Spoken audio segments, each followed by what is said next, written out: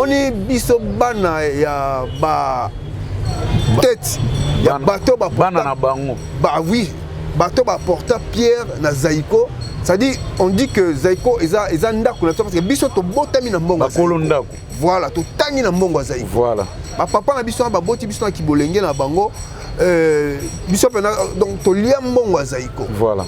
Alors ero sa boye que non tant que aux na kati ya compagnie na yo obika ndenge za la mo kisakata mo mais aux bossa na que compagnie wana eza na ba règlement nango. Eza peut gérer. Exactement. Et j'ai eu la chance aussi, une fois de plus, d'être béni par Papa Wemba. Et les images, les ali, nako pesa ba image voilà au monde yango. OK. Bon, ce qui peut-être na kota zaikote, eza volonté nangaïté. Omoni l'artiste quand tu reconnais tes vraies valeurs, tu vas pas aller supplier pour ne pas accepter. Prouve que tu es un artiste par tes œuvres, par ce que tu fais, et toi baroya au lukayo.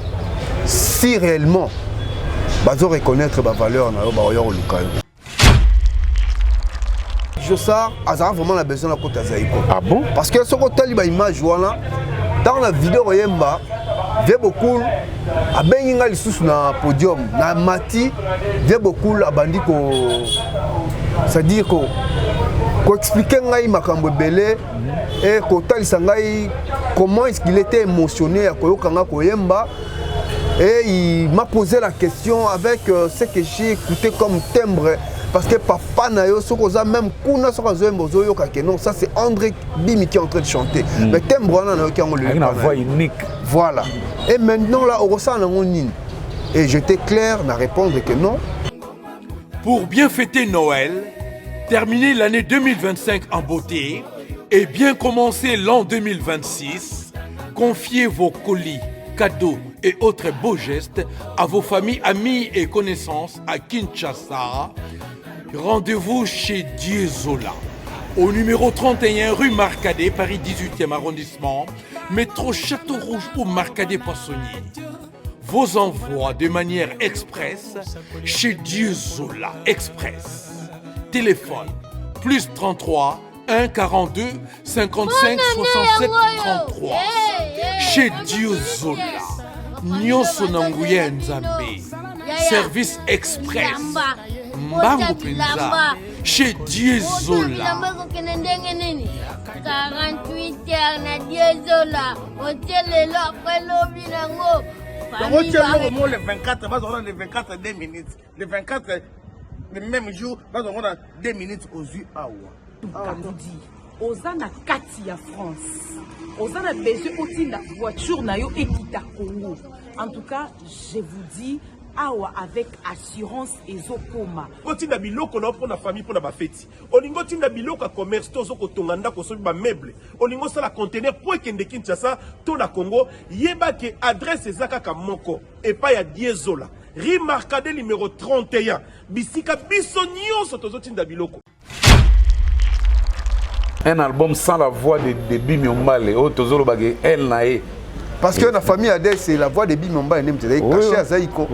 Dengue na Zaïko à Nyoka Longo, c'est la voix de Nyoka Longo qui était restée comme cachée à Zaïko. Net na l'oiseau rare.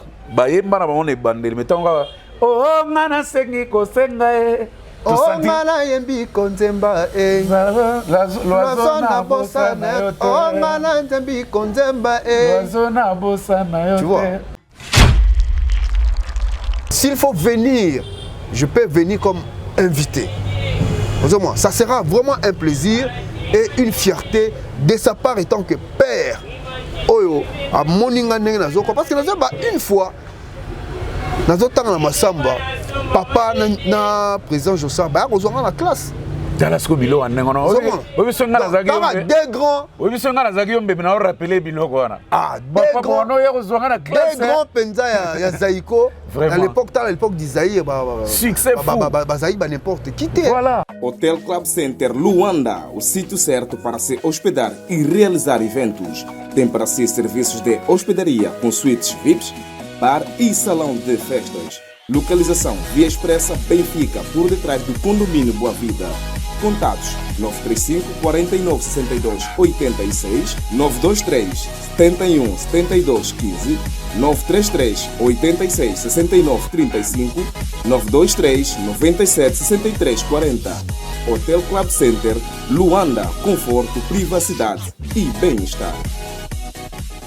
Lelo oyo ngai na yo, tu as vraiment vérité vraiment. Voilà. Mais seule personne qui a dit vérité dans le président Jossard.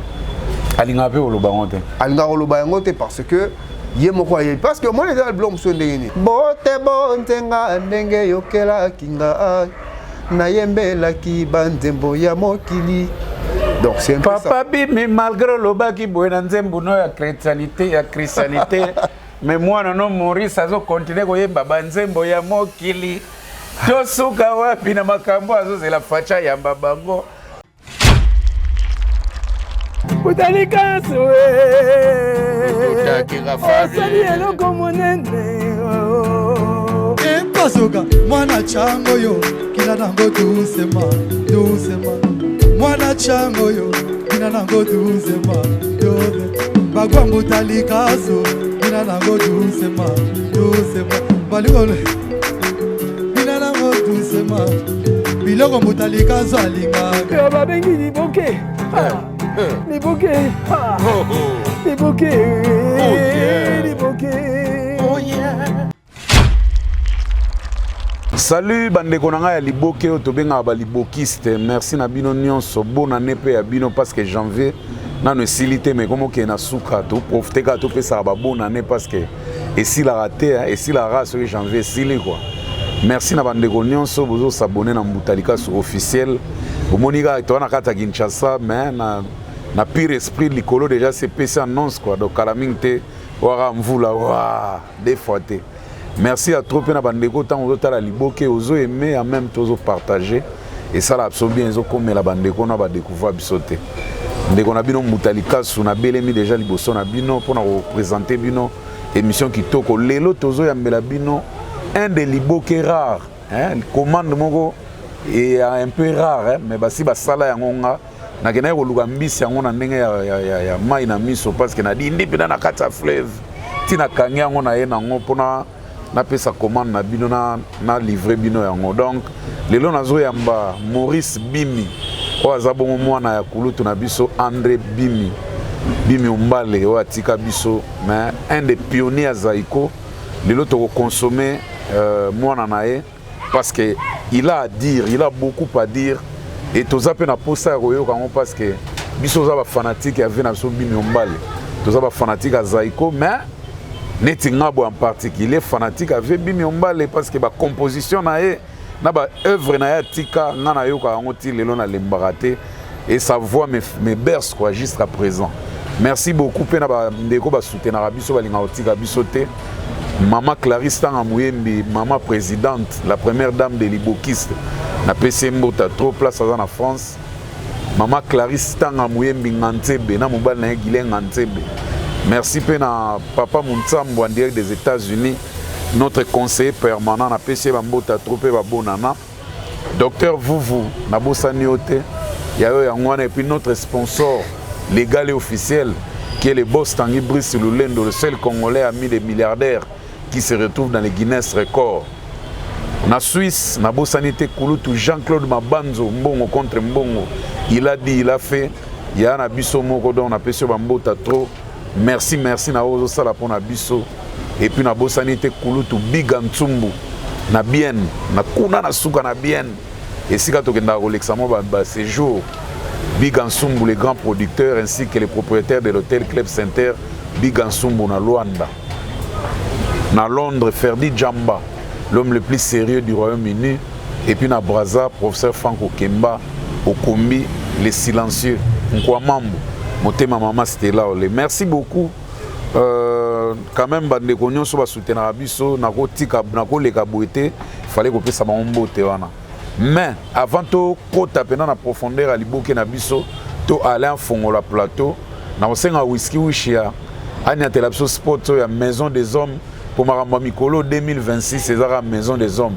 Willery, en diagonale na Kobil, okomi mpe ozwi solution toleka. Homme, quand ta performance baisse, quand ta confiance disparaît, quand ta vie intime ne répond plus comme avant, tu n'es pas seul. Maison des Hommes met à ta disposition une large gamme de produits spécialisés de différentes marques reconnues dédiées à la sexualité masculine. Faiblesse sexuelle, baisse de désir, manque d'endurance, fatigue intime. Il existe des solutions. Ne garde pas le silence, ne souffre pas en secret. Va chercher les produits qu'il te faut pour ta guérison, pour retrouver ta force, ta virilité et ton équilibre d'homme. Maison des Hommes, un espace discret, professionnel, pensé pour aider les hommes à aller mieux. Prends la décision aujourd'hui. Reprends le contrôle de ta vie intime.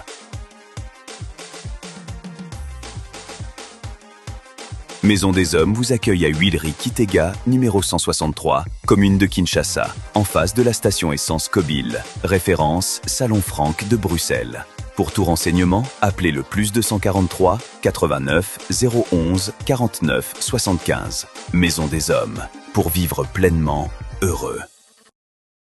Merci Whisky Wishia pour na spot oya Maison des Hommes na sito zongi mama mikolo ka Maison des Hommes de Tolobi 2026. Asko to kota na liboke na biso na osenga na Alain Mamba, le caméraman à la taille des basketteurs américains. A fongo la plateau Maurice koko sekate ko kama no peut-être bien ga bongo ko kama taille et puis notre réalisateur Whisky Wishia ce boko fongo la plateau to zana Maurice Bimbi awa mingi kuta olobezate na kotimba la moko. Salut Maurice. Bonjour monsieur Mboutalikasu, merci nengo ya mbinga ina mission na yo liboke. Merci. Toye awa pona to panza liboke yango batu ba le yango ba mela pe suku donc consommation ezala exact quoi. Ouais. Voilà. Bonne santé, bonne makambo. Ouais, santé ça va, famille ça va. Ndenge nzamba zo la msabiso, ndenge do tambwisa biso. Ndenge do ngengisa banzela na biso donc en tout cas tout va bien quoi. Merci beaucoup en tout cas. Mais aux appels un portrait craché pena ya papa. Ah oui, c'est normal, je suis le fils de mon père. Yone neto quantième la famille. Non, c'est moi l'aîné. Ah ouais. Voilà. Aussi pena nyonso ya e quoi. Na mungongo. C'est na moi qui rit. Ah bon hein? Ah, en tout cas, naza osepela déjà parce que namo fanatique avec Kuluto André Bimi Mbale. Naza osepela déjà mais tokota na vif du sujet. Nayoki par-ci par-là que non Maurice Bimi, grand chanteur Maurice Bimi. Azala rappel mon ba événement zaiko surtout en bosanganaka, bozangaraté. Mais comment na mona ko penza te sur scène na kata Kinshasa to na yeba rapena te et si ko prestara pona ya kotala tayo. OK, d'accord. Merci pour la question nayo. En fait sur scène nazalaka. Peut-être yondo zaka peut-être informé mais ba Christelle Kandi bango tout ba yebi. Ba journaliste belé antenne A ba yebi parce que ba yamba ngai ba télé 50 ba antenne A ba Congo Web ba yamba ngai ba en tout cas ba yebi makamni surtout wana. C'est vrai, tous les sièges na biso o to betaka o to sangala entre biso bana artiste parce que to sala cartel na biso na kombo ya Maracine. OK. To sangala ngai Morobimi Eric Diompoyi na Cédric Dioposter. Donc place na biso to betaka chaque vendredi na samedi eza na Bandal awa chez La Jolie. Eza précisément La Jolie eza précisément na Bandal na Kimbondo.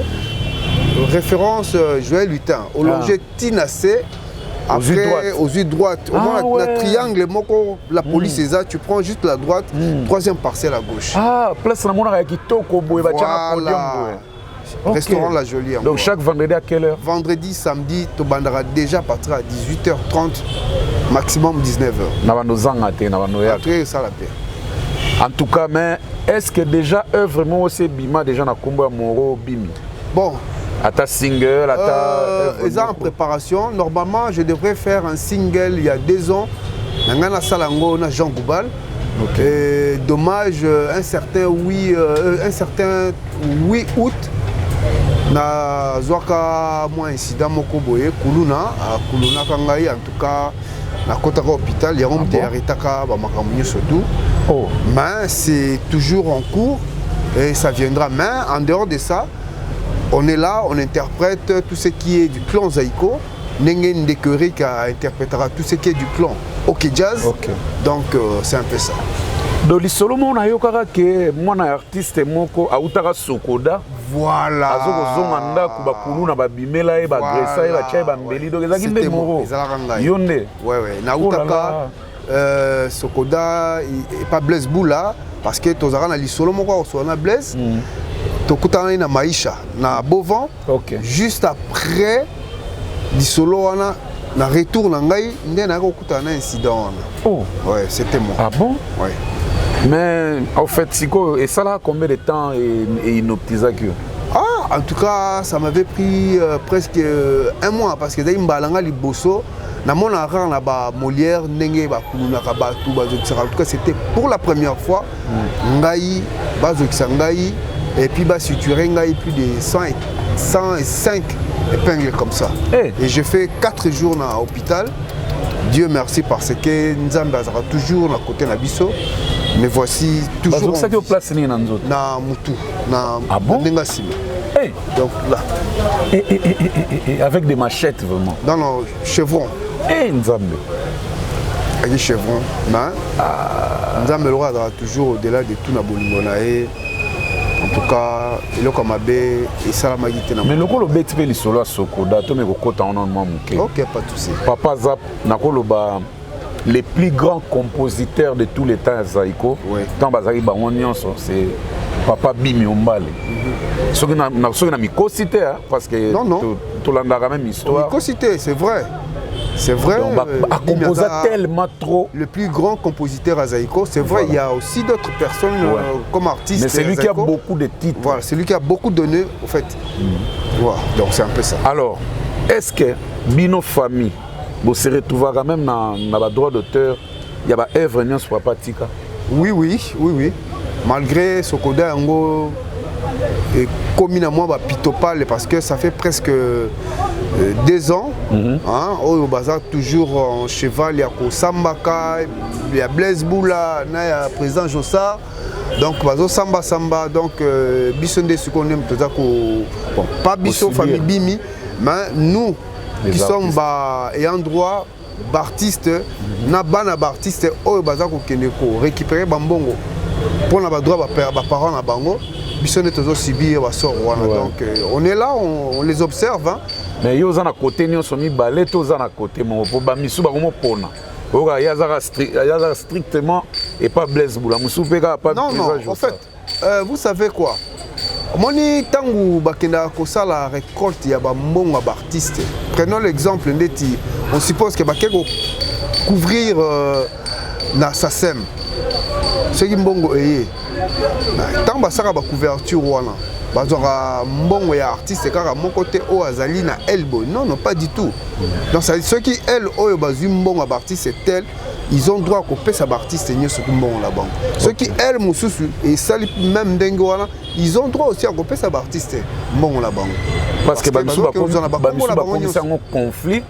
Alors on a conflit, on a bazo perdre parce que bazo kendara el moko soit à côté président Jossara tigaliga wana ou kende Blaise té soit à côté Blaise Boula kendara pas président Jossara té sur mon baton wana c'est que peut-être hier moko ayebi pourquoi est-ce qu'il n'est pas Blaise Boula té ou bien peut-être ayebi pourquoi est-ce qu'il n'est pas Nyoka Longo té mais parce que moi à ma connaissance ceux qui va bengio pas Blaise, tu vas aller prendre ton argent. Ceux qui va bengio pas présent Jossard, ok nous en bon on a yo. Vous savez il y a une chose ngai na koloba que c'est vrai président Jossard Azamutu il n'est pas parfait. Mais ceux qui disent comment est-ce qu'on appelle mbongo na Sokoda c'est grâce à ces vieux là. OK. Parce qu'à l'époque il y a Paulin Mukendi. À l'époque il y a le vieux Nani Ouakoufa. Verkis. Tout ce là cause mbongo té. Ah bon? Oui. Comment ça? Oui. Vous avez adhéré této? Non, pas du tout. Quand vous êtes dans l'ignorance, il y a pas droit à la quelque part et que batouana bayebi que droit telle personne les autres mais bakobenga binoté, ils vont prendre cet argent, ils vont mettre dans leur poche. Ce n'est qu'après Mais quand le vieux Jossard a comprendre, il a tout bango une fois. Et tant que tout bango, il a mon assuko et ça là que non, comment recouvrir droit à biso. Donc c'est un peu ça. Merci vraiment. Donc j'ai compris que au besoin droit à la famille, on a remis quand même à l'aise. Voilà. Parce que droit œuvre à papa ils a tellement belé que en tout cas il faut avoir besoin pour bien vraiment. Ben alors tout côté ce qu'on a vu ici na ben abiso à Liboke na habité na otuna mamba papa mais à travers yo pour pour même ngaso tuna mamba ngimbilelo na zala mieux placé pour nous répondre. OK, bien sûr. Papa Bimi abotama penza na neni ne peut abotama wapi. Papa Bimi abotama na adamo na 52 abotama na Kisasa. Voilà. OK.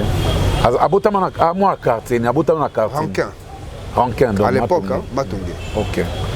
Et ma saliba étude na école ni. À saliba étude na ba c'est vrai à ce temps-là moi je n'étais pas encore né hein. Voilà, mais ce qui est vrai c'est que je crois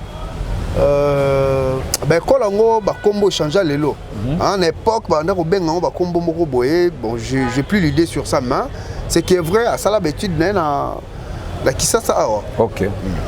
Donc bino vana na village té. Non pas du tout. Avant da awa koli awa et puis abotami na Kisasa akoli awa abani ba makamne ya musique awa abani ko bota biso bala na ye awa na Kisasa. Bino nyonso boza combien? Bon, totalité zaki 6. Hein? 2 garçons, 4 filles.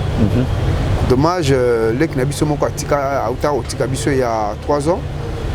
Na kombo ya Jackie o alanda kingai. Ya zaki résidente na Istanbul. OK. Hein, na Turquie. Ya auta otika biso, totika au nombre de 5 ngai Magali, Kadi, Sephora et puis Tom. Bango nyonso bazana yo awato bazali balibanda. OK. Papa kotaka Zaiko neni papa Bim. Bon, papa akotaka Zaiko mutu a en fait papa bandara nanu musique na ye tu vois à l'époque ba musique pop. Hein, ba musique pop. O ezali que non avant tant mususu orchestre et banda robeta. On a eza bon on attend le lever des rideaux. La variété à l'époque n'est que manière koloba. On a bazo beta ba musique pop hein. Ba bloc mo ndengo wana. Ti et ça la que tangu Belgique de Kabwani. Hein, Belgique de Kabwani. Nde sikoyo papa Wemba na vieux Jossard na ba Manouakou ba ko créer Zaiko par l'entremise il y a DV Mwanda. OK. Vous voyez, parce que Zaiko, quand on a DV Mwanda. Alors, tant qu'on a créé Zaiko, et ça la que, bah, qu'on a un concert Moko Boé contre orchestre Moko Yabana Lingua là. Alors, papa, il y a un orchestre, je crois qu'il jouait dans Drum. Entre Drum ou bien il chantait déjà Bablo. Marcela Beta, on a lu. Voilà. Alors, tant que monier, va découvrir, va apprécier. Tiers au salaire que non, Tindaki, qui n'est pas zoé, Ayaki, n'est mon à côté Zaiko. Mais tant que drummer. Et tant que drummer. Tant à côté, tant que drummer, mais à l'ingaki toujours quand même, mais Ningani Moussus, Babane, quand même déjà en attaquant, Babane Penako Linga vraiment teki Ayemba. Après, avec Golongo. Pourquoi Banon Lingata Ayemba, nombre est déjà limité. Yo Ebika, esprit avanduliste. La visibilité. Exactement. Zomon. Alors, et comme ça, tellement il voulait vraiment que Bimisa Zaï Katinaye, et ça, à Longwe Naye, a comme on bétané dans l'orchestre Mokobo. Et ça, tellement qu'il y a un orchestre, on a Bimi, a bandi ko beta, ba Ntembo, Bloko Mokobo. Dominé. Voilà, et ça, il y a Tindi, Deve Mwanda, a Tindi, qui ne va récupérer Bimi. Non, on a Bimi à Ozonga. Tant que Bimi à Ozonga, on a ce qu'on va. Papa et Mbaba Senini, Balongwe. Ici filo collé. Alors, nous avons Tikalaki, nous avons reconstitué Zaiko, équipe Wana, Zaiko Mame. Voilà, effectivement. Et sorti dans Bango. King n'a pas déjà un peu après. Non, le King, je crois. Après. Peut-être après. Peut-être après ou bien après, mais il y a Tamoulaïté. OK. Oh bah ça là je crois bah kotara na pousse au moins bah là tara bah on a goûté après. On est après hein. On est dans les années 80. Voilà. Là on parle de 74 ou 73. Bah au moins donc tant bah bani bah ma solo là bango ti bah évoluer. Je crois dans leur début bah Nzembo Oyo et Salara qui Zaiko et Bimapel Soumaka c'est à ce temps-là. Parmi Banzembo, Banzembo papa ils ont ah oui. Ils ont Banzembo papa. Vous avez quelques moi je me idées de souviens, il y a peut-être dans Retenant la Moutou Nanga Nzembo moko babeta babi papa parti papa Zembo babi que naluki mboka mobibanga na Tunis na bato kuno zali o memela ngai fololo rosa awo kende memela ngai fololo rosa ah ouais mais ba ne titre na obiete baliboki c'est beau comment on a commenté bablo mo ndengwa uto kende e chéri na ngayo voilà ngaya waseko okakona ngai kolia te o awo kende na ki timbre sigo bablo mo ndengwa na ki timbre na comprendre donc Nzembo wana eza parmi Nzembo quand j'étais petit en tout cas c'était la première chanson à père nanga oyo na retenanga na mutu nanga. OK. Donc c'était un peu ça quoi. Alors épopée Zaiko succès tout ça avec dans l'équipe de Zaiko on retrouve Papa Bimi Mbale monté comme il makasi troti na ba années 80 et en tout cas pourquoi l'élan et la carrière ya papa na katia Zaiko a sala album te parce que quelques membres Zaiko ba sala album. Bon, il faut savoir aussi une chose. Na orchestre nye surtout ils ont administré na ba kondinango. Alors selon règlement peut-être ya Zaiko na époque wana ça permettait pas assez que artiste moko pendant que ça dépendre na groupe na bino yo okende kosala album na yo en dehors ya groupe.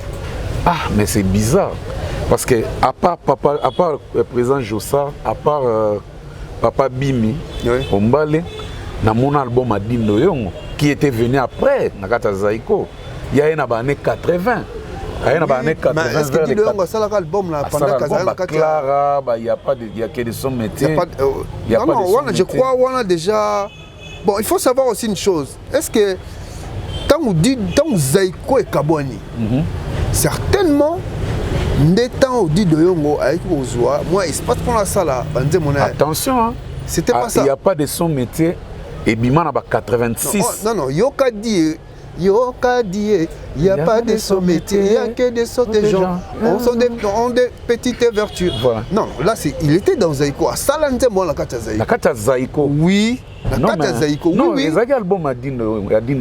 C'était un album à lui. À moins qu'ils attendent. Enseignez-vous. À moins que eux à la queue.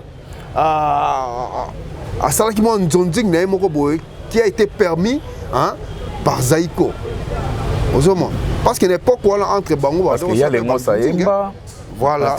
Parce que par exemple quand Falia quittait le vieux Mopao. Ouais.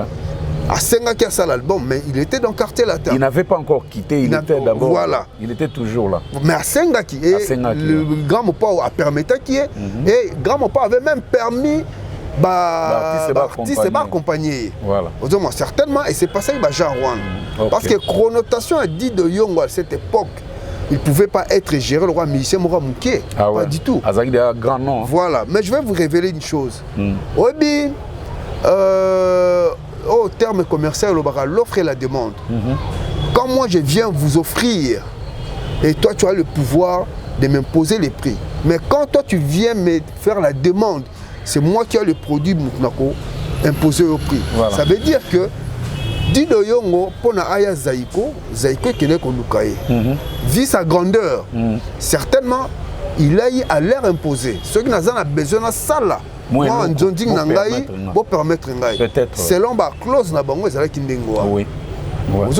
Certainement, c'était ça. C'est pareil aussi avec Fali et Kofi.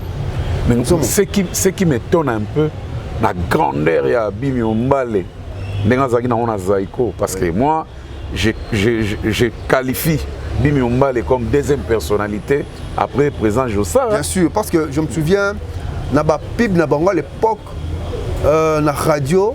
nazo bazaki ceux qui ba beta concert na bango ba no tanga nyoka longo Bimi Ombale et après ba Nicolas. Donc ça dit Jossar azaki la tête et papa était le second. Le second, ouais.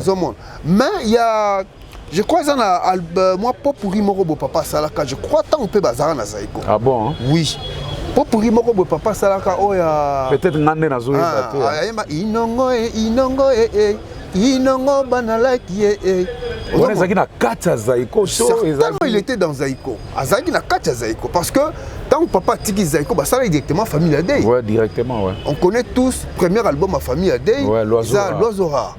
Vous comprenez, ils ont composé na ba Kabibi Blormo ndengo. Voilà. Alors, oyo nyo surtout et Salamaki avant famille Adey, ils ont composé c'est que Ezaki ba Ndonding moko babone ko ça babone ko ça trop souvent à Brazzaville. OK.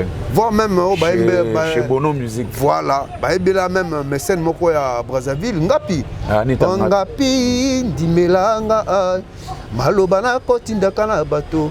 Mikanda na kokoma tango isona bato soki ekokomaka. Mais ozemba lo papa salaka œuvre to yoka yoko. Alembe koya.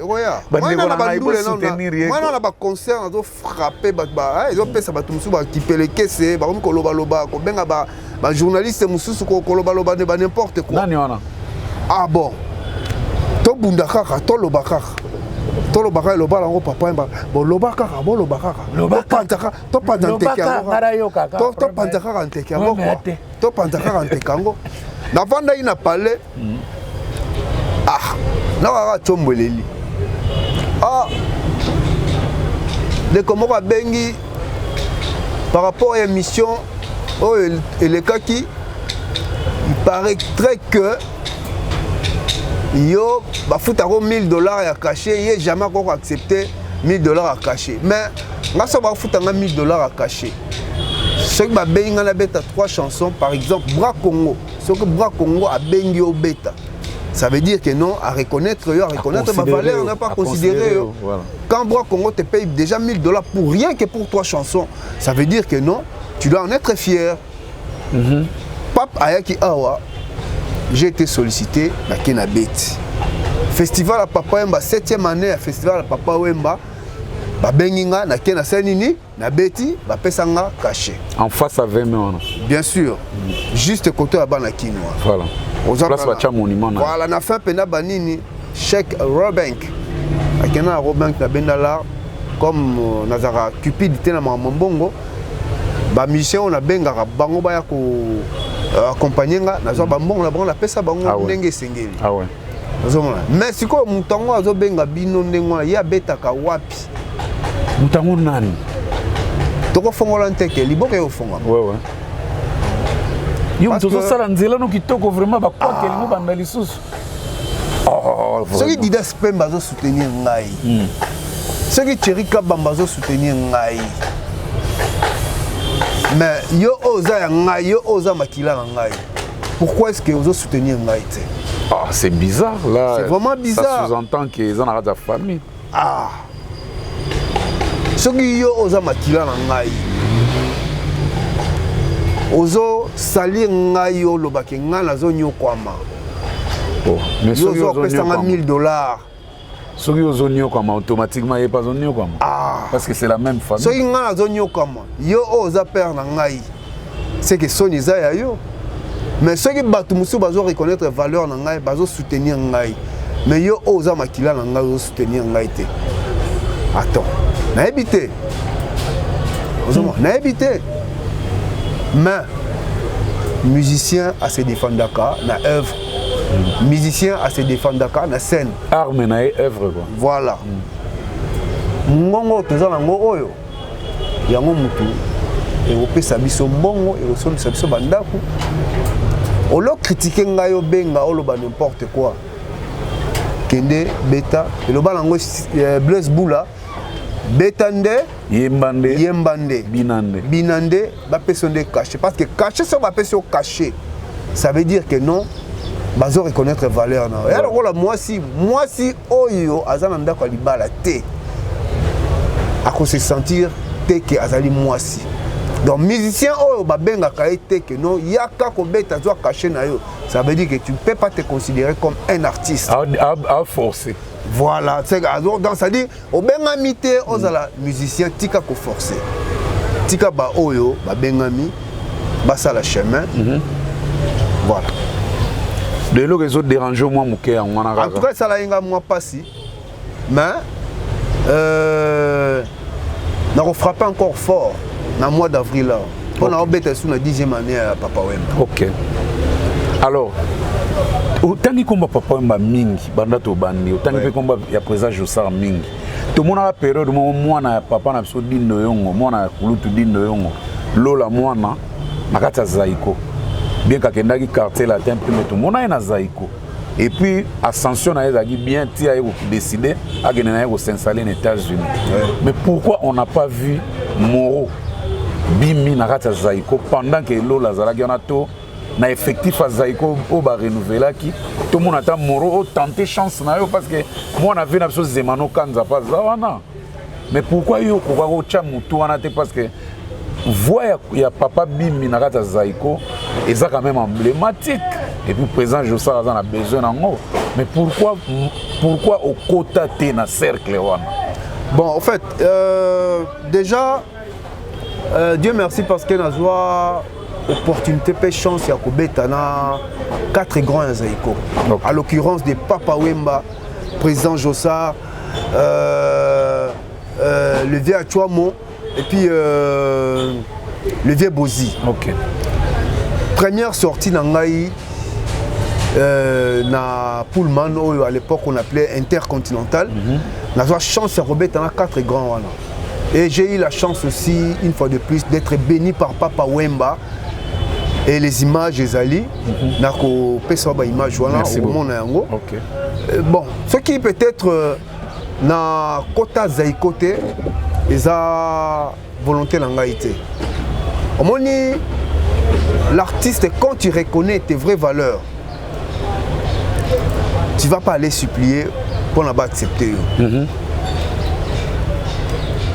Prouve que tu es un artiste par tes œuvres, par ce que tu fais, et toi, si réellement tu reconnaître ma valeur, mais ce qui est vrai, c'est que le vieux Josar a vraiment besoin de la côte Zaïko. Ah bon? Parce que ce côté image dans la vidéo Yemba, il y a beaucoup à Benginga les sous na podium, na Mati, il y a beaucoup à Bandiko, c'est-à-dire qu'on expliquer ngai makambo belé et kotal sangai comment est-ce qu'il était émotionné à Koyokanga Koyemba et il m'a posé la question avec ce que j'ai écouté comme timbre.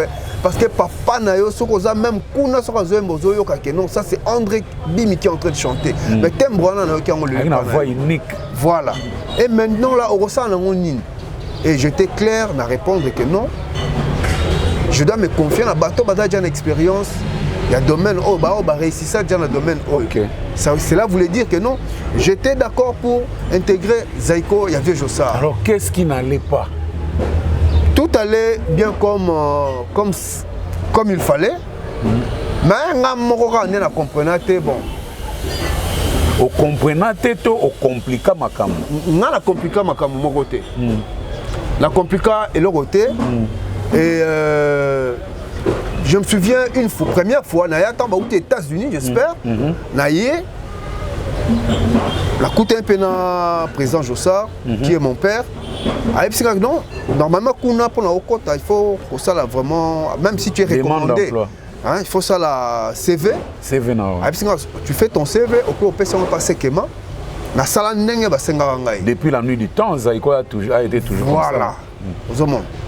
La salle nenge structure mais ce n'était qu'après. Et j'attendais à ce que Bamasolango et Banda, une fois naya, et il y a une quota dans la répétition, et j'ai été compliqué par le garde. Dieu Moro a la porte. Ta sécurité. Ta sécurité, na la combo na zanango, na moi valeur na respect oyo. Ba vient na ngai ya Zaïko, na ba master na ngai musu ba na Zaïko, ba pesa ngai, abi non. soki ntango mosusu na compliqué moto ya sécurité et ça propreté peut-être ayebaki yo te ayebaki ngai bien ayebaki yo bien sûr. Ah bon? Alors lokola natali na bibo na mona ndule mwa ba 12 moko boye ya CC betamaka parce que code exactement parce que moni na Zaiko il y a des musiciens oyo ba interprétaka ba nzembo ya papa quand il s'agit de beta Limangando ko beta La Blonde ou bien ko beta Sandra Lina. Ouais, c'est tout Sandra Lina. Ouais, voilà. Et moi je m'étais dit certainement ces gens se sont dit que non, ceux qui moi l'emballé ailleurs au quota. Comme il a le portrait caché de son père et il a aussi les timbres même pas à 100% parce que timbre bimi ombale eza unique. Attends à moi en aille, attends à bête à un moment mais ils ont 100%. Même l'eau la base, on a vu 100%.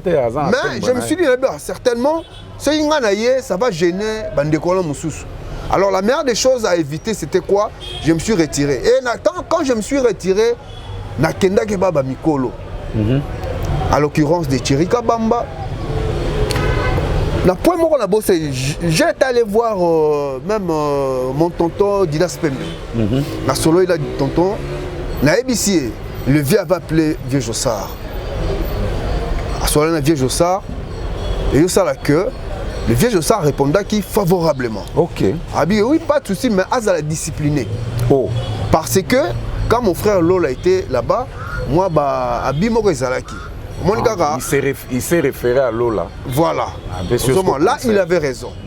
Parce que, on dit bisobana il y a tête, il y a bateau bah oui, bateau porta Pierre na Zaiko. C'est-à-dire, on dit que Zaiko est un ndako parce que biso to botami na mbongo.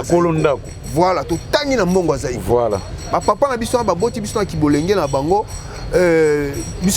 Donc to lia mbongo Zaiko. Voilà. Alors il y a que non tant que aux la carte ya compagnie na yo obika ndenge za la mot zakata mo mais aux boss na que compagnie wana eza na ba règlement nango. Eza peut gérer. Exactement. Ndo ba non mona que non, au mona que non, le Vieux Jossard alors que non, il faut la discipliner. Ndako ça le jour on a yaka ce qui s'était passé, moi j'avais un peu déploré na sepelalité. Au lena benga Vieux Jossard na ibisaé. Je m'étais dit non. C'est ça l'erreur. Il y a pas de loba non mais na c'est réservé. Non, c'est-à-dire quoi? Nga nazara mutakimia. J'aime pas koya bisika oyo quand je sens déjà que non, il y aura des personnes autant mususu, toujours solo là, toujours vanda, toujours répéter, mais na kati qui ton côté mon mokila lelo eza sous malamuti. Ouais. Alors j'avais préféré Kotika. Alors j'étais allé chez les sages, bah non, ton père a fait un nom. Il a tracé le chemin et tu peux parcourir le chemin. Donc, on a comment on a bêta, mais tout, la plupart des concerts dans tout na bêta. Je manquais pas routine de la Vieux Jossard na tonton Didas. Mais pourquoi les gars là n'zela papa ou imbaté? Bon, non, on a les cas qui n'ont pas. Voilà, papa a kufa déjà. Ah ouais. Ouais. Papa, parce que je sais que c'est papa Mbazaki vivant, en tout cas, mais le Vieux Jossard n'était pas informé, il n'était pas informé de ça. Ok. Alors, on a préféré dans Ndengwana. Mais quand là, on peut boire. Vous avez un caractère, on a un bête. Bah oui, hein, dans la vie, il faut qu'on ait un caractère. Mais caractère, on a nuire, yoté, et nuire, peut battre une société. Mais seulement, il faut comprendre le temps. Qu'il a l'élo, surtout dans le monde de la musique. On a besoin de besoin de cas, mais on va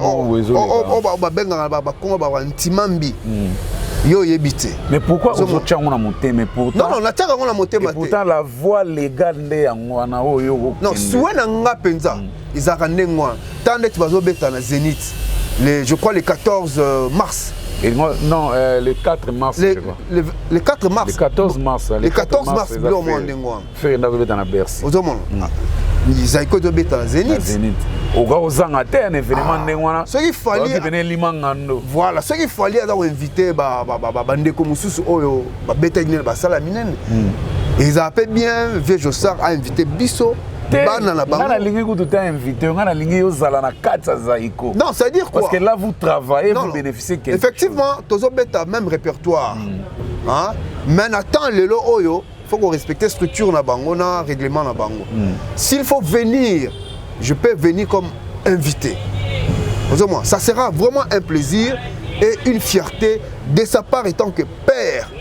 Oyo a moninga ndenge nazoko parce que nazo ba une fois nazo tanga na masamba papa na président Jossa ba kozonga na classe. Dalasco bilo anengo no. Obi songa na zagi yombe. Deux grands. Obi songa na zagi yombe na rappeler biloko wana. Ah, papa bono ya kozonga na classe. Deux grands penza ya Zaïko. À l'époque d'Isaïe succès fou. Zaï ba n'importe qui était. Voilà. Ba bela kozonga na masamba no bela gelo ba mona nyoka longo bimi ombale ba ozo mwana ba ona masamba. Jibe na wera ba ozo mwana. Lokumu nini na zanga na masamba. Lobi na retourne est chic. Vraiment. Vous comprendre. Alors même là, prof, bien. Déjà, prof, quand na primaire, ti na université, moniteur, tout na fanatique. Ah, je connais ton père, la chanson de ton père, Ndembo. Donc c'est vraiment une fierté. Oh, na la grandeur, ya papa Langawana. Même les lots, on peut reconnaître grandeur na bangoté. Et ça, vraiment dommage, mais ce ne sont pas de n'importe qui au monde. Donc, ça sera vraiment une fierté pour moi. Ce qui est Lelo Oyo, que le président Jossa a invité Ngamouana Naye pendant la Zénith, on a bêta tande mon moko bien momi balé. Au monde. C'est vrai, Naza Moutou, Naza parfait. Au monde. Makamwa Sokoda, ou Naza Makamou Sous.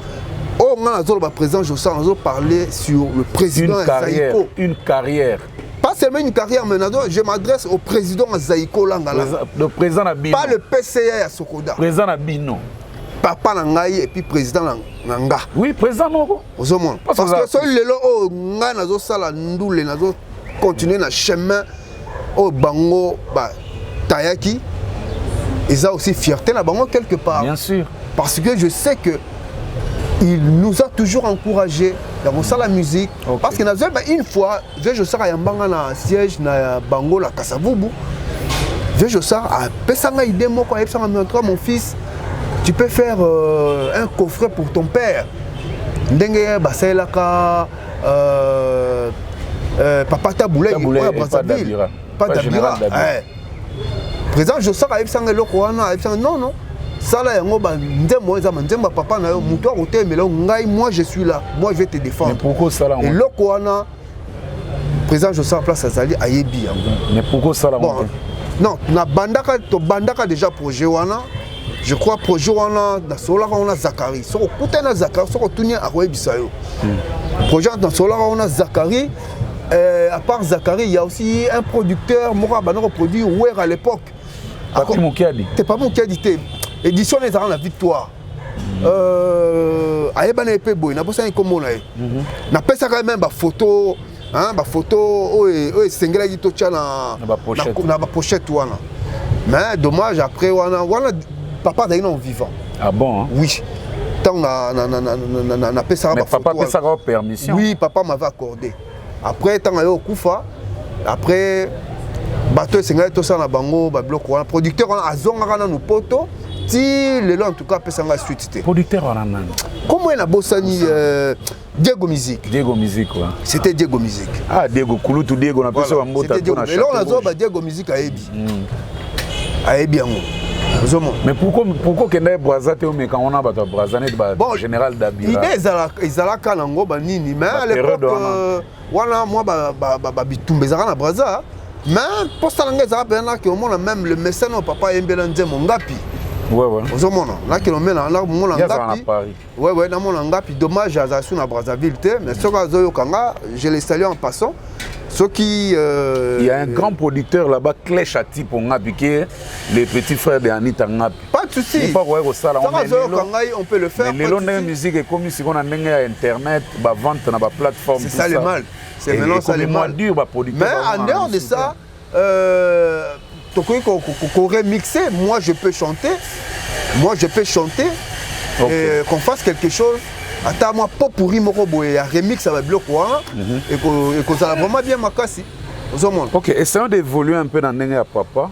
Oui. Bien que yo pour na ligne de Natolia Rana yo tolia rapena papa. Exactement. Toleo to meli sou papa. Voilà. est-ce que okoyebisa biso cause oyo esalaki papa longwa pemene ya président Jossa parce que bazalaki mpena bapire bainséparable. Ouais, déjà il faut oyeba eloko moko boye kolongwa papa na Zaïko ou bien kokabona ya Zaïko président Jossa en tout cas asepela te ndenge ndeko na ye bimi atika ye asepela vraiment te ye suene pene ezali pena ndeko na ye atika bamisu bakaka okende mais sauf ye nalanda ye une fois baposa ye question wana mpona ye amonaka ngo lokwa mwa trahison moko boye amonaka ngo lokwa mwa trahison moko boye parce que lui vraiment il avait fourni des efforts pour la papa à matapena na champ bien que baninga mso bando lingate papa matana champ c'est vraiment lui qui avait vraiment fourni des efforts là aussi mais il s'attendait pas qu'un jour de Tikaye c'est ça à Kendeko sala elle là mais bon makamon les bandits les lotés avant Zaïko il y a eu orchestre oh et Kabwana oh et Sali que non bah oh ok bah évoluer Wenge Thomas Wenge pour raison penati le to ebate hein bon l'histoire est moulaï mingi cette histoire est Zaïko est moulaï mingi dans le sens que mutula mutape sa version mutumso ologelon ba kabona pour la mbongo mususu olobake ba kabona pour la peut-être ba makambo moko boye ba raison moko boye aux monde donc ça s'est passé comment bon moi déjà de mon bas âge tant que loko ane salamaka je n'étais pas content et ça là nga passe parce que donc nguna loba tempérament na hotel. Bon, c'était comment le film? Bon, je me souviens, Ezalaka partir à Baoutaka à 18 ans Zaïko. Ok. C'est juste après 18 ans Zaïko, hein, des dislocation et la Danara Siko et Salam. Donc déjà, à 18 ans Zaïko, déjà il y avait des problèmes. Ok. Quel genre de problème? Il y avait des problèmes, c'est-à-dire que paraîtrait mbongo ya caché. Baninga msu ba se retrouvera na ngote. Voir même au moins là, ba balati banana tonto skol, ba msu balata quitté. Comprenez, on vient de changer de décor parce que dans les bandes de l'émission même j'avais annoncé que les collègues d'Agui Malamonté et vous les oko ya kalaté et vous la seconde minute on vous les oko ya déjà. Donc tu préfères tout pour la thé mais tu continuer l'émission que tout pour la to 4 émissions. Il y a changer de décor pour na baliboki senos bozo landa biso to continuer au liboki na biso na moro bimbi et ça quand même bien papi ngimbi na peso mbote depuis Men Portland avec NGI hein donc papi ngimbi non PNG compagnie na parce que tourisme hein, on va ça la tourisme on va visiter tamoro on va ozoyo va faire visiter avec des conditions vraiment où vous allez se retrouver des conditions humaines. En tout cas, Papingi, Minapesio Wambota, tout le monde en Voulumba. Merci à trop. Donc, nous allons continuer l'histoire. Nous avons Moro Bimi concernant la séparation à Zaïko. Soit qu'on mette le film en les cas parce qu'il était là, je crois que comme déjà même adulte. Bien sûr. Donc, il y a quand même. Donc, c'était passé comment? Bon, en fait, séparation à Zaïko et bête ma version ébélée. Voilà. Donc finalement, cause Benda, tu es vraiment proprement. Mais selon connaissance Nangai, séparation à Zaïko certainement ils ont bon. À moins que je me trompe, mais ils ont bon parce que Nayoka paraîtrait que Mbongo Moko et Pesamaka na société Brassicolo à l'époque Tonto Skol et Mbongo wana ba musicien mususu ba se retrouver à Nangote à l'occasion de 18 ans ya Zaïko et on monera même na concert wana ba musicien mususu balata ba tenir à Tonto Skol ba mususu balata ya ngote papa latara ensemble né à Wilfried oyo ba betara na Japon et président Jossa à latara chemise à Skol. Au moins, ma voix là et les autres là, là tu vas bloquer à Skol, donc c'était un peu ça. Certainement, cause de Bandaroan. Et après 18 ans, Zaïko. Au Santara, mécontentement. Oui, bien sûr. La papa. Bien sûr. Parce que ça a été clair, il n'avait rien caché. Voir même temps, à Kota pour Ayemba, aux hommes à Kota, baninga musu ba yo kota pe ba accompagner hein. Les gens sentaient vraiment que non, il y avait un quoi qu'au fait. Aux monde. Mais ce n'est qu'après tant 18h l'équipe ndé comment est-ce qu'on monte ça na ba répétition na ma elika na moi tant musu ba musu ba na bango retard ba musu ba c'est-à-dire moi ordre ils à l'époque à ce temps-là tant ba répétition na bango zuma pena que non moi négligence c'est quoi genre quand ndenge wenge pe bandaka avant ba kabwa on m'a bien na répétition pena boye vous sentez que non on dirait il y a un problème na ba ils ont mabé boza pena na bolingo boza famille mais quelques-uns ba vont manifester mécontentement ba 12 comme beta mais ils ont malamu te hein kinoa ils ont malamu te alors on a dit que c'est ba papa wendo mutu ah maman bana na kala papa wendo bena bo na bo wane pe ba ba eloko wana na habité donc eloko ba kolo musique des fois bon c'est eloko vraiment parce que on n'y peut rien faire aux monde donc c'est comme ça par rapport à la question là yo na dislocation à Zaïko donc c'est vraiment l'histoire des Zaïko est tellement vaste oyo mutu na mutu aroya na tuni yango parce que yo zali ozana kata ndaku donc yo au santa parce que tant on a ndaku des fois mon papa et azam mécontent zo beta lisolo hein ah oui yango mon tuni pona yeba donc moi muki on na yebi yango na yebi si mais soko tali version à papa Manouaku okoyoka après sa version na ye voir même pour la recomposition à Zaïko non tant que Zaïko kabonaki azala quitté mais na histoire ya Zaïko après sa version na ye OK ce qui faut y a mis présent Jossar après sa version mais si quoi ngai na za eloko mo ngana loba vous savez malgré ma be oyo biso ba tout un fiche j'avais pas présent Jossar mais to boss na eloko moko Moutouna za mutumoko oyo lelo il est vraiment à féliciter malgré ba mabe na ye. Ah ouais. Moutouna ça que c'est pas donné à n'importe qui.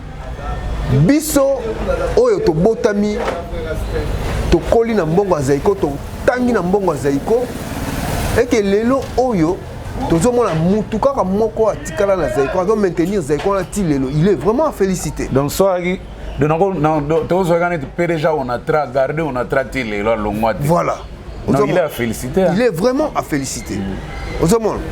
Il est vraiment à féliciter parce que quand gérer les musiciens congolais et les artistes congolais, quand je dis musiciens et les artistes congolais, il faut savoir une chose. Musiciens, c'est un bateau, instrumentiste. On va mettre la musique. Ouais. Et les artistes, ce sont des gens qui ont un micro. Non, mais tous sont des artistes. Hein. Ils sont des artistes, mais il faut faire la part des choses. Des chanteurs, c'est... Des chanteurs, c'est le mot que je devrais dire, ouais. En fait. Aux hommes. Dans un attaque chant. Mais base des années, musiciens. Musiciens, les instruments. Aux hommes. Voilà. Quand gérer Batouana, Tinatan Lelo, en tout cas, ce vieux-là a des nerfs solides. Aux hommes. C'est vrai. Tout le monde a empire. Kolonga Kenda, tout le monde a ti lelo empire Israël sous soutien. Obi que nakamo lelo moi, obi que ba ebsanga pena pas mutu moko. Il y a dedans pena empire que Pepe Kale n'a jamais été le propriétaire de l'empire Bakuba. Ah bon? Et lekelanga mais comment il y a zaki propriétaire de l'empire Bakuba te tant akufika empire pe kufina. Bon, faut savoir aussi. Obi que loko ne lekelanga makasi. Moni kozala kobota mana leadership, na kozala visionnaire. Hein? Ils ont des choses différentes. Pour mutango pena lobana aza mukolo hein. Aza pena na ba raison. Alobana na mbuta bino bobosa na Pepe Kale atikala ko dirigeant pire terre. Ndana dirigeant pire ya dilu mona na papitex. Ngana bi comment quelqu'un qui faisait des trucs au tout monde que c'est Pepe Kale. Yo lobaka tikala ko diriger tabi non, il n'a jamais dirigé. Il n'a jamais été président éternel le président ya bangonios mukonzi na bangonios c'était dilu mona ngana comme moi. Okay. Il est quel en tout cas, on a pu jouer dans mon bafou. Alors, on a vomaté à ses réserves. Mais c'était Dilumona et Papitex. Pepe Kalazaki côté artistique. Mais ce n'était pas le propriétaire de l'Empire Bakuba. Mais c'est comme je t'ai dit qu'on peut être visionnaire. Mais quand on n'est pas leader, quand on n'a pas du leadership en soi, en tout cas Simba donc Pepe Kala fait un effort de devenir l'image de l'empire. Voilà, parce qu'il y a un leadership katina et puis physique na épée et contribuer à qui voilà. Donc ça le rôle andeti to pose exemple à nani lisusu et orchestre ni prenons l'exemple peut-être à Franco peut-être parce que Franco n'était pas le propriétaire de Loke Jazz. Mais après comme kolo nango parce que batonyo so bakendaki na bango. C'est comme Vejosa. Exactement. Voilà. Donc moni bablo monsieur dans nini mutum so ko vision pour créer loko. Mais maintenant c'est loko en temps sous à kokate. Mais attention mutum moko boye ata tellement makas na maintenance ya babiloko ya administration on appelle que non yo muto pesi idée. Moi, je suis venu conduire et péci en forme par rapport à ce qui était dans la tête de celui qui était visionnaire. Bon, je crois qu'il était vice-président à l'époque. Ah bon, hein? Il était le vice-président parce que tant papa Mbabakei reconstituer Zaiko na bango et bon papa Mbabenga Zaiko a mame. Vous comprenez? Reconstituer en gros, ndé mon esco na tant restructurer en gros. Qu'il fallait qu'il y ait un président, un vice-président. Il fallait. C'était pas le Vejosa qui était devenu directement président. Il y avait un président, Wazagi guitariste. C'était qui Oncle Bapius. Non, pas Oncle Bapius. C'était un accompagnateur ou soliste, je crois. Comme Kiminga, il y a un salape banzembo Gitoko. Comment il a bossé ni on a fait Kimibo Baliboki c'est bon mais rocher la donc boss on a biso na ba commentaire moi na 20 mains c'était lui mais j'ai oublié les noms on a bossé comme on a vraiment donc c'était un peu ça et par après déjà ça avec otika na loko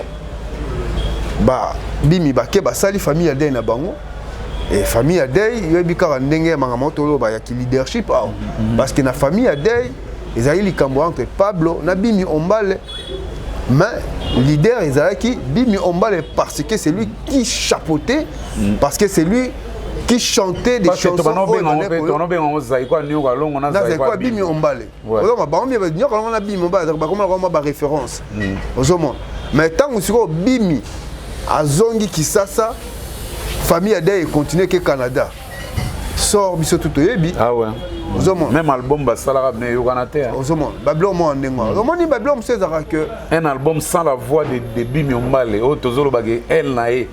parce que la famille Adé c'est la voix de Bimi Ombale caché à Zaiko na Zaiko à Nyoka Longo c'est la voix de Nyoka Longo qui était restée comme cachée à Zaiko net na l'oiseau rare bayemba na bango ne bandeli metanga oh ngana sengi ko senga oh ngana yembi konzemba l'oiseau na bossa na oh ngana yembi konzemba l'oiseau bossa na tu vois donc place maintenant tu se retrouver newana donc tu aussi sous nzemba ya Kabibi que tu n'en parlons pas voilà benande paso zangi ngai mi kolomingi e koti na mute tindela ngai ata momo kolonini yokoki kozoba te ça rappelle nzemba ya militaire non wana nzembo ya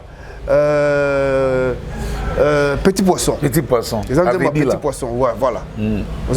Limbisa e bosana kata mabe o yanga e lokwezanga kinga sima kozanga mosolo. Non, ebima en fait banzembo tout oyo baba no pesa bimi ayemba. Ce qui bimi ayembi yango e bano bimalo nzembo. C'est comme na wenge. Oui. Makaba avec ça c'est nzembo na ce qui jiba emi nzembo na ye. Bimalo nzembo jibe. Ozomo bimalo nzembo jibe. Toi Patricia. De nzembo bo lingo yanga na yo e banda.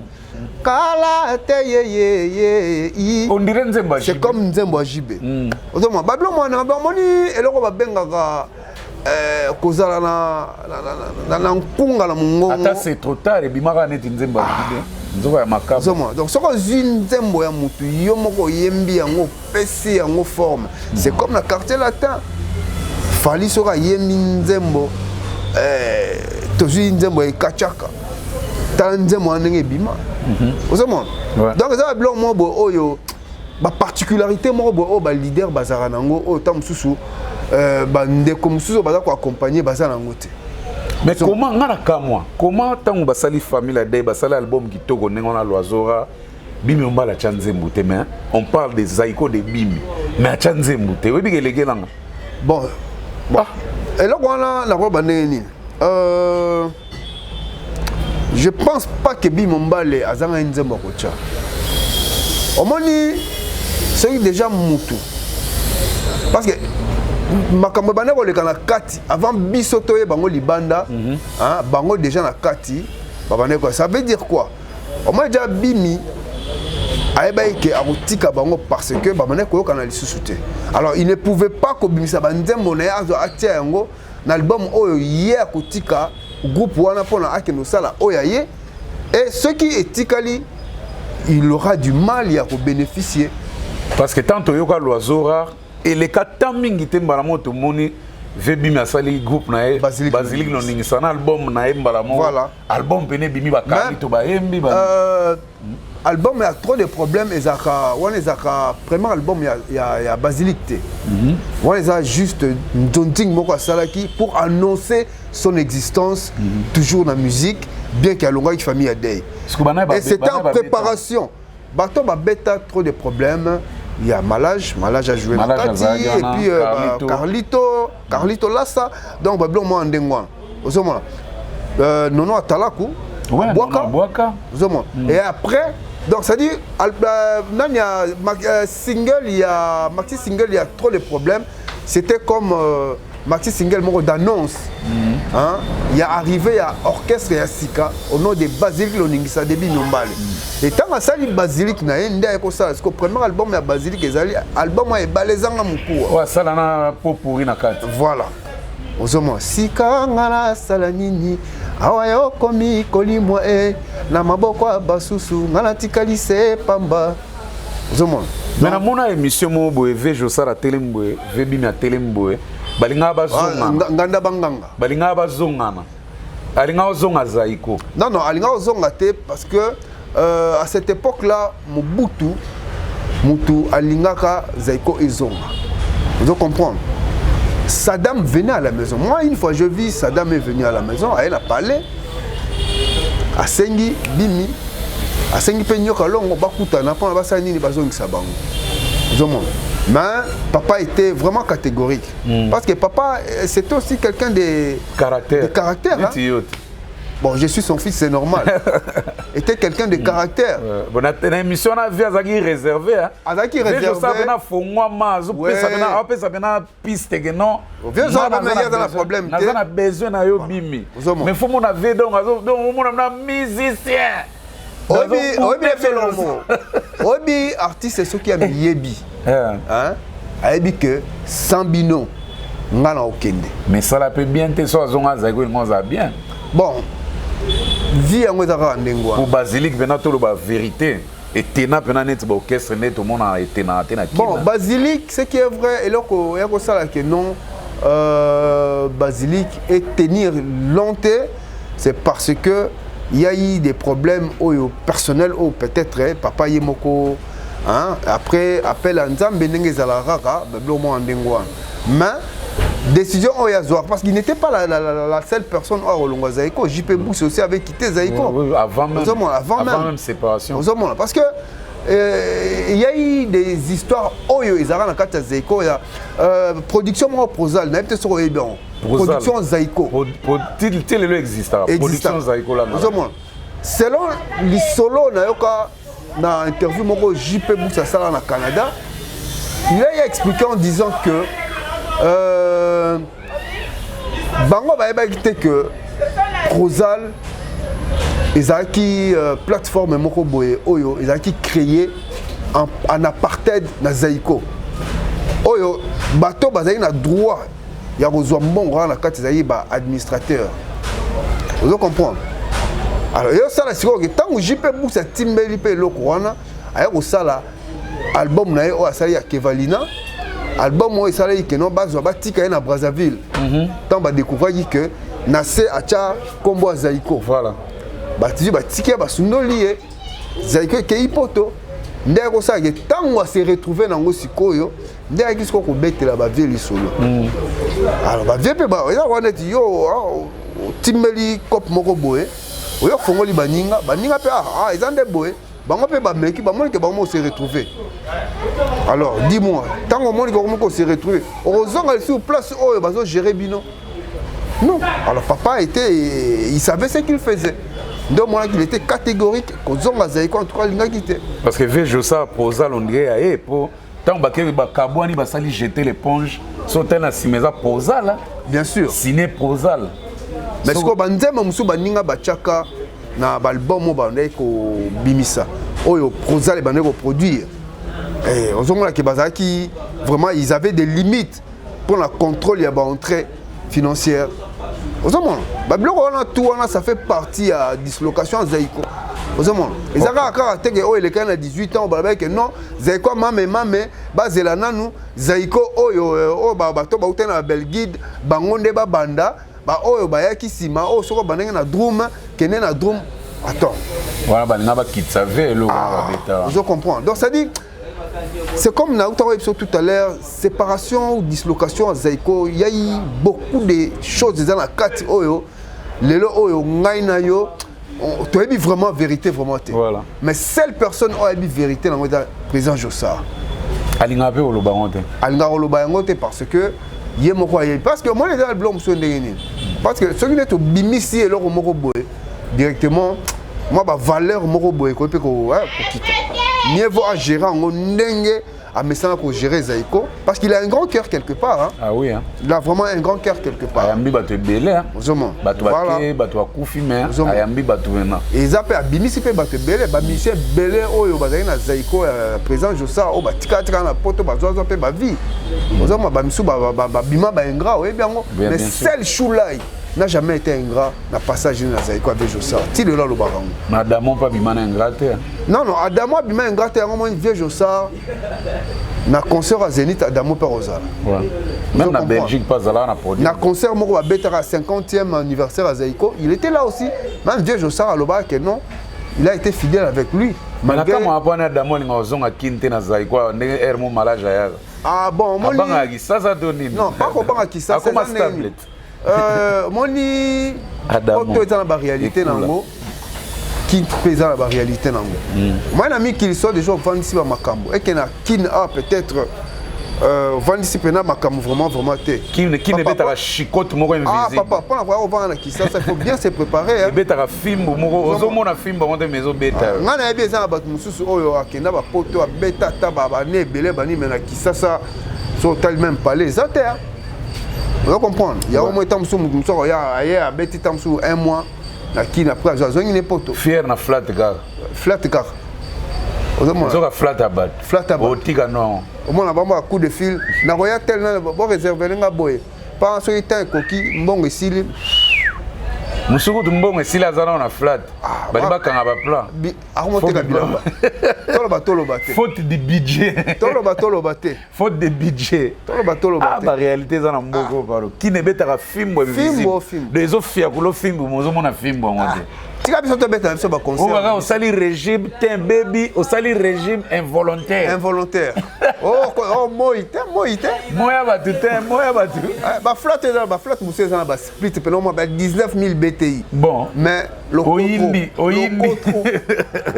bongo poso lo bikini moyim de baby ça bo ba PDG Zamrota Théo Zamrota o aller à dollar et là te abeba tenen chikwenza moi je ne pas qui ne peut pas bien climatisé bani mais mozo indaka ah ngana Carmel longue déformé bien que na belaki mais kino faut garder temps faut zala ah et on monte pe na kino ah pour bandima on peut pas peso cacher faut zala pe artiste faut stable mentalement et puis il faut zala artiste il faut convaincre biso bana ba ombale oyo so il est là au bras qu'on va reconnaître biso pour na 3 chansons ka razo 1000 ah mais bon di me rappelle biso obita mo télé mais la 1000 on a on fo ba go be so be na fête fachi ba pesi ka 1000 ah Beton on au télé moi Beton respectera penda combo ya ba on ba batilo ba 0 ba ko bakisa ba 0 maman Denise azan bon OK maman Denise ayebi penda zaiko bien ouais alors maman Denise jamais repesa moi emballé $1000 ayebi valeur emballé ndenge Beton e ba valeur à vieux Jossard ah oui hein on doit comprendre donc deux couples na couple wana Béton na maman Denise bada couple oyo ba respectera pena caché ba tsoko senga kata 10 000 hier au baxelo 0 mo bakakolate ba bakakolate baxera kutu ya on azo senga maman Denise en tout cas jour facha obenga to ça liboke na opesa caché ba artiste na yo tozo tambola na ba pa ya ba père na biso ngai mwana Ombale Eric mwana John Poi Cédric mwana Joe Poster to beta la musique pour garder toujours image à ba parents na biso le jour au royamba biso et ça la biso plaisir makasi le jour au royamba bino le jour au royamba bino mwana papi texte au bima problème te babima babima ka na to sengi yamba biso to ça la biso za pena reto au mwana pena ba talent oyo biso tozana ngo toyemba ngo pena liboso na yo et ça le plaisir na biko za grand fanatique ya Zaiko en tout cas yamba biso et ça la biso plaisir makasi soki vraiment batu na yo ba yo ki message oyo hein ba komisa mbela pembe na yo biso bana ya artiste to rappela na posa pena oyamba biso to yembela yo oyo ka bankunga ya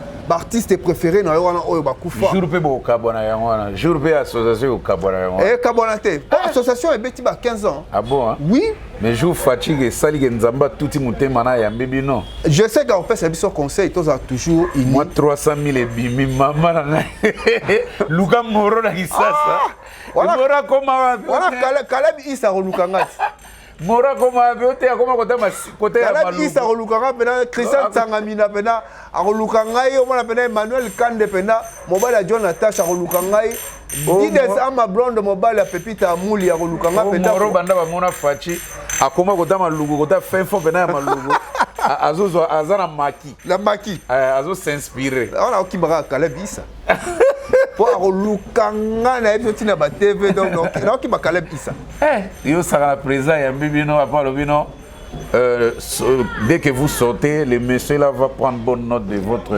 rendez-vous là de votre réception et puis Fatih sera yambi on peut ça enveloppe té au moins la peine moi clé pena moi la Prado donc on prédire déjà et place c'est ça la que no mora comme non na fait fort dans malugo azo respecter mémoire ya bankondo ba artiste ba pesa lokumu na mboka na biso on doit comprendre au moins tant que ko interpréter ba nzemba ba parents na biso wana on le fait tellement bien que il faut pas pesa biso moi stabilité mon boy oh ils appellent que nous sommes tous les cas aba amutu quand qui ya mwana ya tel tu vois dans le lokumu ouais on s'en monte c'est ça lokumu parce que tant que thème appelle na podium Eric Mpoya thème na podium ado beto zo kapenda timbre vocal ya John Poi ah oui on doit maintenant c'est ado beta penda au moins penda papa nenga bina tu sens vraiment que non oh ils appellent ba déplacement ya ba danse oyo vraiment c'est le qui là vient mon bata bana ko bet on va maintenant Morobi mi Mauricio Alphabet le master Dadi Caleb Issa c'est pena zipena micro papa ya Andy autrement appelé Buchibo Ikana Matete azui pena micro au moins pena que oh il timbre ya bimi Ombale oh yemoka mi benga Loli Andy yo vena Olanda papa Tina Libandi yo yebo Olanda papa Tina Libandi makila na e so mona beto en tout cas batuna yo so bazo ka message oyo hein parti oyo mutalika su kolongola ngo te na kolongola tempo cha ngo penza soki sala mbela na biso bana ozango benga ngate ngapena la ta veste na cravate et kozala bien mazana comme coordonnateur de l'association so mona donc mbela en tout cas comme vraiment pembe na mokondi biso bana ah tous avons besoin de yemba liboso na oyo ka ba timbre vocal ya ba artiste no préféré wana oyo yebi parce que moi na koli na Zaïre et je connais la valeur de Sphinx Papa Tshisekedi hein donc et ça la biso plaisir yamba biso merci Moro merci beaucoup to continuer na biso to comme na suka to mo sisa na biso mais na kozango tuna ote OK et ça la mandé ni papa longambala moko monde de musique na biso na monde chrétienne mbalamo akomi chantre monde de musique typique pour na kota na monde de musique chrétienne ndenge to benga bon il faut savoir aussi une chose au moins tant to la mukaka et yakandeni yo mona yo kana expliquer na ebisa yo tant to la mukaka ils ont la volonté en Nzambe il faut savoir que mutu tango avivaka pona a changer cap nzambe mutu abongisaka yango pe nzambe mutu a préparer yango ozomona et ko koya na nzela na likambo moko peut-être santé et simi malamu te et que mokili epesi remède te solution à malamu mokili epesi te lokola nzambe dans sa fidélité dans sa bonté aloba que oyo mokili ko kopesa yo te ngai na kopesa yo yango yango monaka to salaka changement ya cap wana on comprend donc c'est vrai il y a eu beaucoup de gens baloba boye bimi abela kitel likambo bimi non bimi abela pe akufa na nerf sciatique. OK.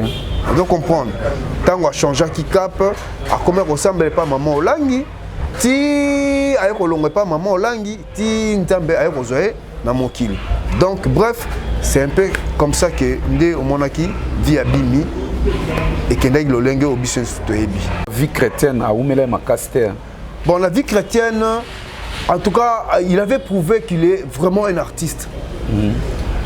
A beta album ya Nzambe ya Komba oyo aemba Nzambe nanga na yembe liyo yo limbisi ngai masumu nanga yo lakisi ngai ya solo papa yo nyokwa makipo na bomoi nanga na tepa ki na mbonge ya mokili nayeba kite na nyango Yesu Masia mongongo kitoko Nzambe opesa kinga nayembelaki banzembo ya mokili makolo mibale esengelaki na kumba sango na yo natambolaki banzela ya mabunga bote bonzenga ndenge yokelaki nga nayembelaki banzembo ya mokili.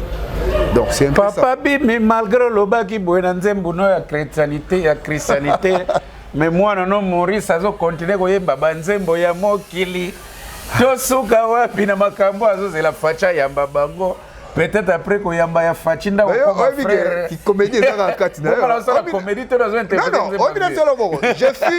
je suis ton grand fanatique na ba comédie na yo Mbutalikasu moi tant komela nga na ebsaki yo na accepter invitation parce que merci naza grand fanatique tant tikaka ba comédien na regrettera fort. OK. Je te dis sincèrement pas pour vous flatter. Merci. Na regrettera fort parce que na parler na zangaka jamais cassette na yo ya ba comédie na yo. Merci beaucoup. Eza yo na Siatoula. En tout cas. Ozomon. Mister Siatoula. Ah ben ko bête la ngamo eloko moko te qui comédie wana ka ya. Tika na sila.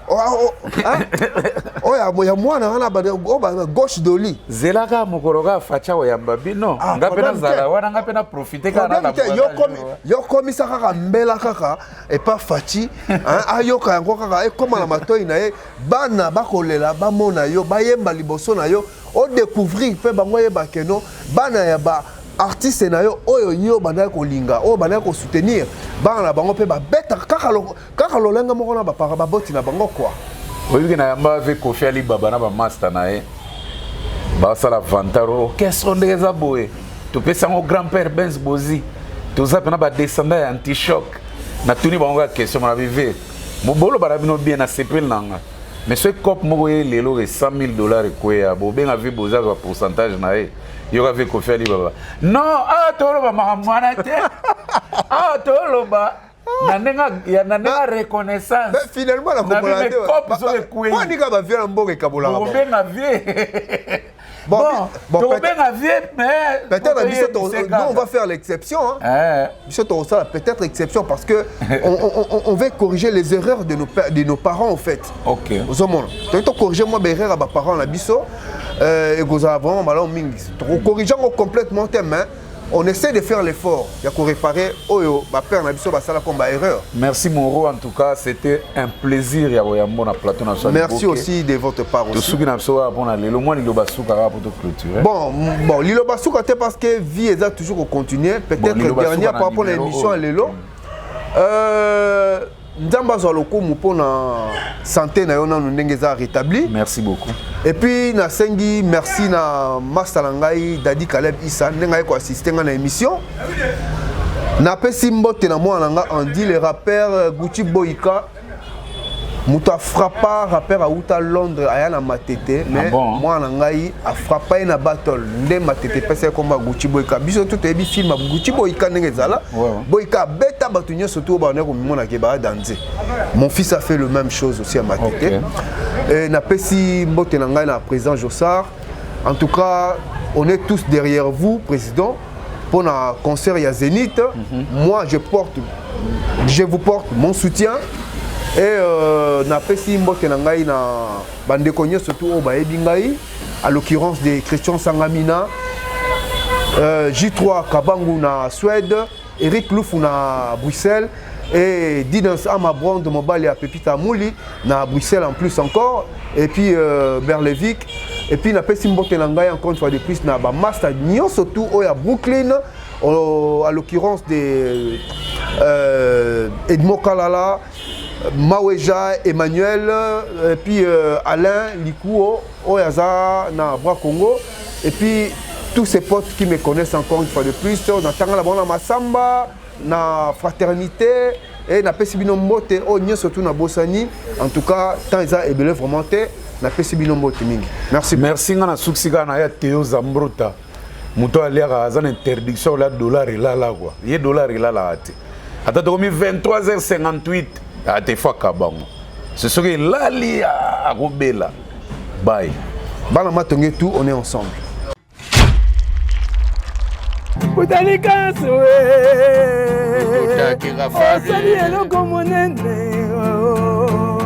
Pasoka mwana chango yo kila nango doucement doucement mwana chango yo kila nango doucement doucement bagwa mutalikazo kila nango doucement doucement balikole kila nango doucement biloko mutalikazo alinga yo babengi liboke liboke liboke